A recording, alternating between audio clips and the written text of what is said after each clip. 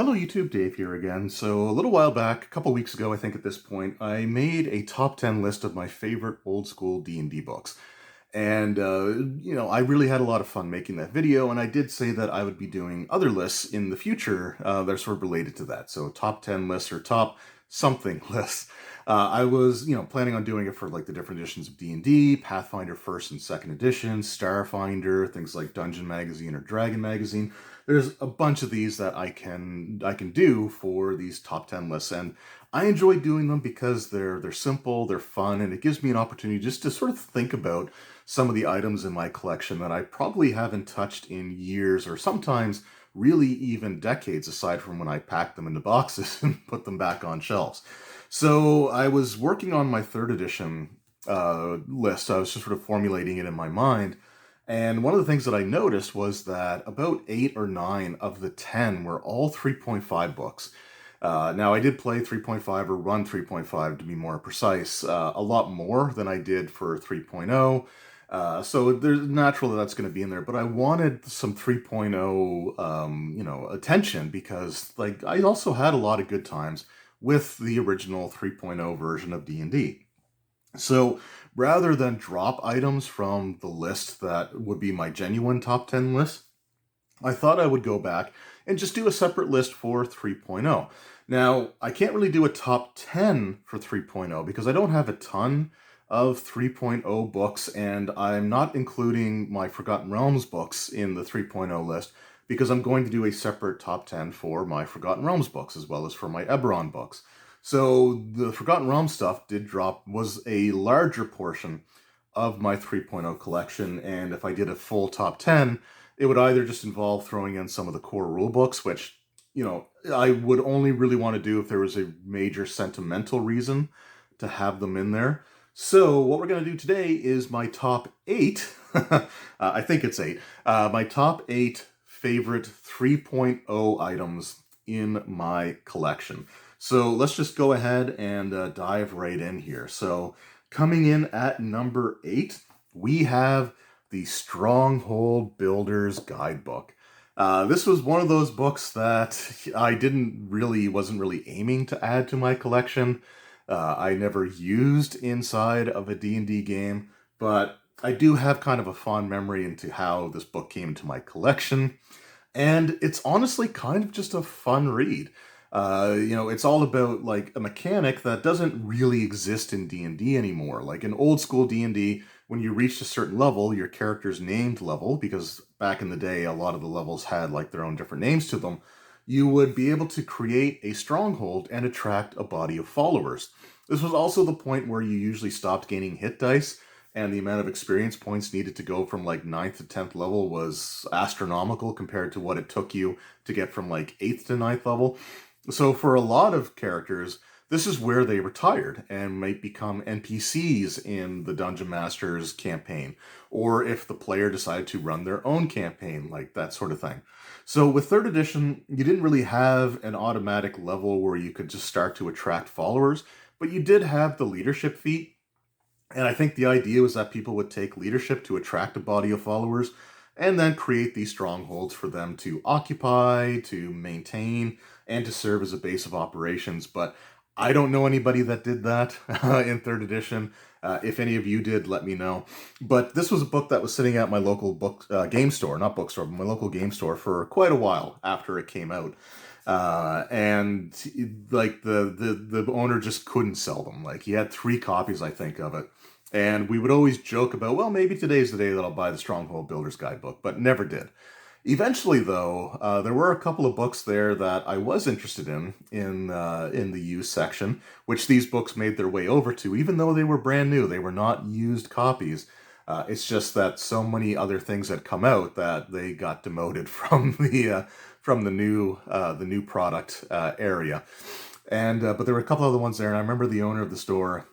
He was like, you know what? If you buy these books, you can get the Stronghold Builder's Guide, and it was at a discount. I think he was basically selling it at cost just to get rid of it. So I ended up picking it up. But it's not a bad book. It's kind of interesting the way that they have you, like the strongholds are kind of built in like modules that you can kind of put together. And truthfully, like this would be something that'd be kind of fun to think about. in the future. But yeah, it just didn't really go anywhere. It never got used. But because I bought this, when I bought a couple of other used books, another one of my friends who was there was like, well, I can't have that. So he bought something and got the same discount for his copy of the Stronghold Builders book. And I think by the end of that day, the third copy had sold, because it's like, well, two other people bought it. There's only one left. And he's like, I'm not ordering it back in. So that's why this one is number 8 on my list. Coming in at number 7, we've got the Arms and Equipment Guide. So this was actually, again, another kind of cool book for 3.0, but it was a little bit of an oddity amongst the 3.0 books that were released, because 3.0 books were either like the soft covers that we see here, which were all black and white on the inside, or they were hardcovers that were in full color.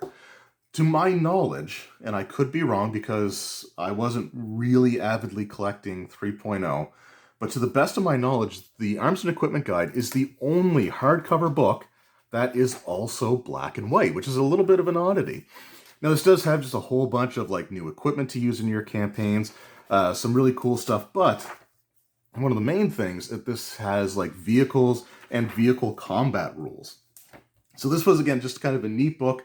I never really used the vehicle combat rules or anything like that in my game, but it was kind of fun to read. Like for ships, they had hulls, and each hull had its own like harness and hit points. And if too many of those were breached, then the ship would begin to sink. It was just kind of a neat idea, but again, just a bit of an oddity, being a hardcover book that was also black and white, as opposed to all the other hardcovers, which were in full color. So just kind of neat stuff there. All right, so coming in at number 6, we've got the Dungeons & Dragons adventure game. So I ended up getting this from my local bookstore. They had like a half off sale or something like that. So I think it only ended up costing me like $8 by the time I ended up buying it. And like the cover being kind of bent in like this and dented in, that's how it came originally. So this hasn't taken too much damage, aside from a little corner wear from, being on the shelf and sliding on and off shelves. But honestly, like the main damage to the cover, like the crease there, that was there when I got it. I think that's why it was on sale, because the book or the box was damaged. But yeah, I absolutely love this thing. I did do a couple of live stream games, actually, that should still be available on my channel, where I was running some of the scenarios from this set. And it was just a ton of fun. You got some of the iconic characters. But the main thing that I love about this particular set was the map. This map here got a ton of use in our D&D games. So even though we didn't get through the entire series of adventures, like back in the day, we did run some of these, and we got to the adventure little scenario where you're going into a crypt to get a piece of a burial shroud, but there was like a trap with snakes and a fight with skeletons, and we TPK'd in that particular scenario. But that map got a ton of use, and the reason that I am not unfolding the map to show it to you is because it got so much use that it was starting to wear out, and where the fold lines were, they were just starting to tear, right? Because we got a ton of use. You had the dungeon side on one side, and the little tokens where you could place the doors wherever you want on them. That got a lot of use, but the other side was just a blank grid, and that got a ton of use for us back in the day. The place that we would go, the DM, or even myself, when I would DM at that location, we would use Jenga blocks to form the walls and stuff like that for hallways and rooms. And we, joked that Jenga was the most prolific architect in all of the D&D world. But yeah, some really great memories attached to this particular box set. So that is why it is number 6 on my list. Coming in at number 5, we have the Fiend Folio. This just might win the coolest cover award for pretty much all of the 3.0 series of books. I just absolutely love this cover, but this was just a great collection of monsters as well. And I don't know if I love this book because it's great, or if I love this book because it's just so much better than the Monster Manual 2, which came out prior to this, which that book I thought was kind of a stinker. But it does include one of my all-time favorite undead creatures, the Hukiva, the cleric that attempts to become a lich but fails. I don't know why I love this template so much or this monster so much, but I absolutely adore it. And I'm not going to say this that Hukivias can appear in other versions of D&D, other editions that I create adventures for, especially for my group that's going through all the editions of D&D. But I can say that, this is just one of my favorite undead creatures, and just a lot of cool stuff in this book overall. And yeah, I remember loving this one. This was of the monster manuals for 3.0, the Monster Manual 1, 2, and the Fiend Folio. This was the one that I got the most use of beyond just the regular monster manual. But I love this book. I love the creatures in there. Again, the Hukiva is one of my favorite undead creatures. Second, I think, only to Death Knights. So yeah, that had to be on this list. Coming in at number 4, we've got the Manual of the Planes. This was my favorite 3.0 book that I never bought back in the day and felt like for years it was just going to be a missed opportunity. So this is just like a Manual of the Planes. It gives you information on some of the different planes, their traits, some of the things that you might encounter there. This is just overall a really fantastic book. Now, the reason that I passed on this back in the day is because when the 3.5 Dungeon Master's Guide came out, the books were expanded to have the same page count as all the other 3 core rulebooks. So the DMG for 3.0 was considerably thinner than the Player's Handbook, but in 3.5 they had to add new material. So one of the things that they did was include a section on some of the different major planes in the D&D cosmology. So I felt like because I had the 3.5 DMG at that point, I really wasn't interested in getting the Manual of the Planes. But as time went on, as these books became increasingly harder to find because they had been out of print for years or over a decade or almost 2 decades, I really started to regret that I never picked this book up. A few years back, a friend of mine was getting ready to move out of the province, and he was looking to sort of just pare down his RPG collection based off of just things that he had that he wasn't using. He gave me one of the first options to sort of pick some of the books out, and this is the guy that I got my Psionics Handbook from for 3.0. A book that I wanted to get, not because I thought it was great, but just because, why not have it in my collection? I might be able to do a video about it, and I did. I also picked up the orange spine variant of the first edition AD&D Player's Handbook from him, so I was able to check off some of those books I wish I could have owned based off what he had in his collection. And yeah, this book is awesome, and I'm glad that I have it now. All right, top 3 time. Coming in at number 3, we have the Living Greyhawk Gazetteer. So in 3rd edition D&D, the Greyhawk campaign setting became the default world for the D&D game. Prior to that, 2nd edition didn't really have an official setting that it took place in. You just had the generic stuff from the player's handbooks and the core rule books and all that. And then you could buy separate campaign settings, but there was nothing really set. 1st edition really didn't have one either. You could consider Greyhawk to be its official setting, but it wasn't really the default one the way that it would become in 3rd edition. Now with basic BX, you can obviously say that Mystara was the default setting for that, and I can't really argue that one.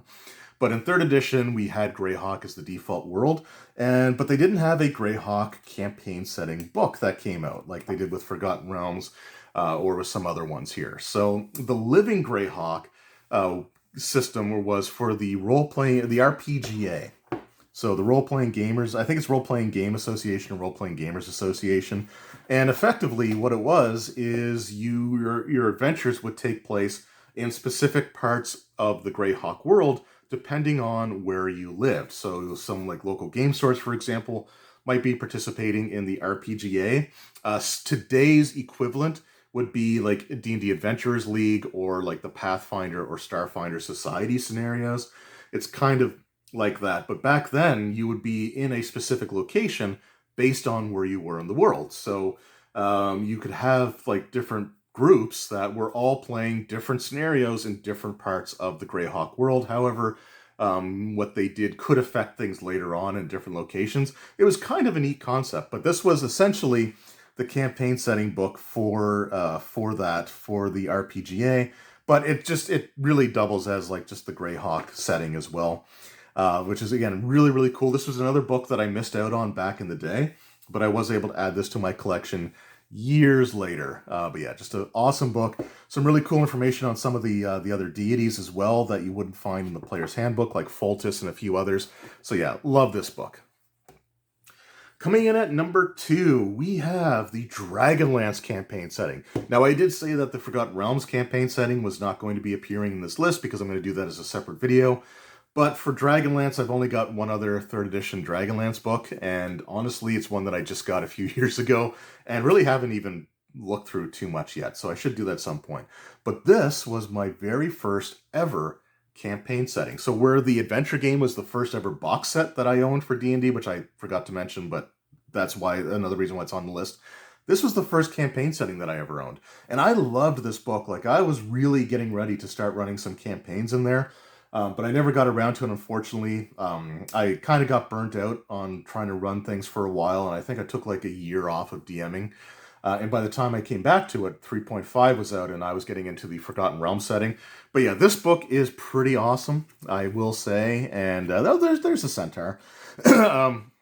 It's related to a previous video. So, but yeah, we've got...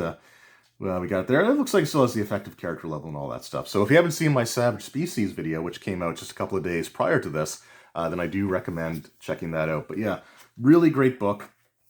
Awesome campaign setting. The very first setting I ever owned. And for that reason, it has to be on this list. So I put it at number 2. Coming in at number 1 is a book that, if you know me, I've talked about this before. So, you know, you might be expecting this. But for the others, this might be completely, like, weirdly unexpected to be my favorite 3.0 book. But my number 1 3.0 book is the Hero Builder's Guidebook. Just this little thin, you know, module-sized book, 64 pages. This is my favorite 3.0 book. Now, what the book primarily is a tutorial for creating your D&D character, because this came out in the year 2000, shortly after the Player's Handbook, I think. I don't even remember if the Dungeon Master's Guide or the Monster Manual was out yet. One of the other core rulebooks might have been out, but I think this came out prior to all 3 core rulebooks being released because they were a staggered release. But yeah, so this is just sort of how you create your characters for 3rd edition D&D, because it was quite a bit different than what we had with 2nd edition AD&D. So it walks you through all of those steps. It gives you ideas for what to do if you want to make a character class for each of the different main races, which is kind of cool. Gives you like why you might want this to be your race class combination, why you may not want it to be your race class combination. And it's something that I should honestly really consider like doing a more detailed deep dive into in the future. But all this stuff, as cool as it is not the reason I love this book. It's not the reason that it's number 1 on my list. By the time I owned this book, I was fully comfortable making characters. The reason that I love this book is for just a couple of pages at the end, because it is just filled like 2 pages worth of names. And believe it or not, because of these names in these 2 pages at the end of this, you know, tutorial book for an edition that I wasn't even running at the time, because I was into my 3.5 days at that. But I used that name list so much. It actually, of all my 3.0 books, aside from like the Player's Handbook and the DMG and like the 3 core, like the main core rule books, this book got the most use because I suck at coming up with names. With fantasy, I'm bad with names in general. Like, I forget names very easily. It's very difficult for me to remember people's names. And to make up fantasy-sounding names, I am awful at. Like, just completely terrible. I recycle a lot of names, and I want to say it's because, well, it creates a sense of continuity and familiarity for, like, the players in my groups, you know, to have this consistent character like I'm friggin' Final Fantasy. But it's just really because I suck at names. But with this book, I've used this a ton for coming up with character names for like NPCs for me to use in my game. So this is one of the most used books, and this is a book that I've used when I was running 3.5. It's a book that I used when I was running 4th edition. It's a book that I've used when running 5th edition D&D. It's just a book that I have used a ton for the names mainly, and I am totally cool with that. But there you go. That was my top 8 3.0 books in my collection. So in another week or so, I will be doing my 3.5 video. And yeah, I'm looking forward to doing some of these other lists. But let me know in the comments below, what are some of your favorite 3.0 books? And again, I'm stressing 3.0, which released between 2000 and 2003, because I will be doing 3.5 as a separate list. But yeah, what are some of your favorite 3.0 books? And are you like me? Did you buy this book solely for the list of names at the back? Or did you buy this back in the day when it first came out to help you make your 3rd edition characters? Let me know that in the comments below. Until next time, thank you very much for watching, and take care.